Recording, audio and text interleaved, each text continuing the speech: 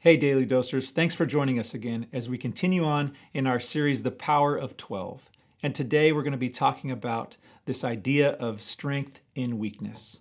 My name is Brandon Vasquez, and I am the campus pastor over at our Palma Valley campus.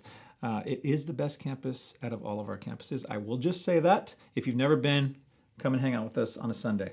This morning we're going to be over in 2 Corinthians verses 7 through 10. So let's read that together. And this is Paul talking. He says, "Therefore, in order to keep me from becoming conceited, I was given a thorn in my flesh. 3 times I pleaded with the Lord to take it away from me. But he said to me, 'My grace is sufficient for you, for my power is made perfect in weakness. Therefore, I will boast all the more gladly about my weaknesses, so that Christ's power may rest on me. That is why, for Christ's sake, I delight in weaknesses, in insults, in hardships, in persecutions, in difficulties.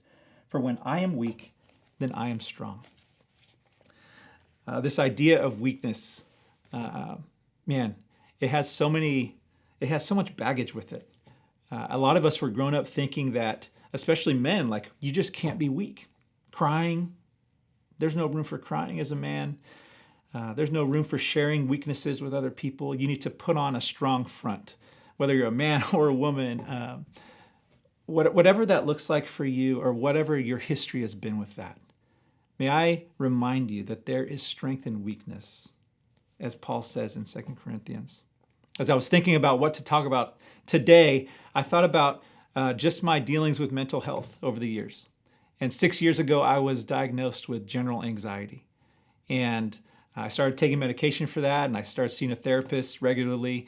And my therapist is actually one of my favorite people in the world. We have a great relationship, and she has helped me through so many different parts of life, of the ups and the downs and the highs and the lows.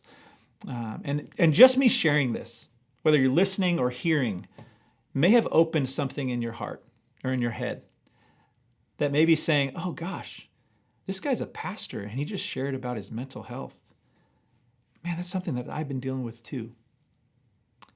And as we share a commonality of something that we struggle with, there's freedom in that. Maybe you don't struggle with mental illness or mental health, but it's something that I have had to deal with all throughout my life, and it just was recently diagnosed as an actual thing for me. And so I see it show up in my marriage. I see it show up as a parent. I see it show up in my friendships or maybe at work. And it's something that I'm always having to deal with. But this is what I found, friends, that God meets me in all of it. He meets me in my mental health struggles. He meets me in my mental health when I'm doing great and even when I'm having a hard time. And he will meet you in your weakness, whether that is mental health, and that's something that's been hard for you to talk about, or it's some other thing that you're having to deal with, a thorn in your side, as Paul said. Know that God meets you there. And know that if you're brave enough, if you could find it in yourself and be courageous enough to share, you just might open the door for someone else to join you in that and give them the freedom to rely on Jesus and really feel, gosh, that freedom, that idea of freedom, isn't it what we all want? And as we share in our weakness, may we find the strength that God gives us. Thanks for joining us.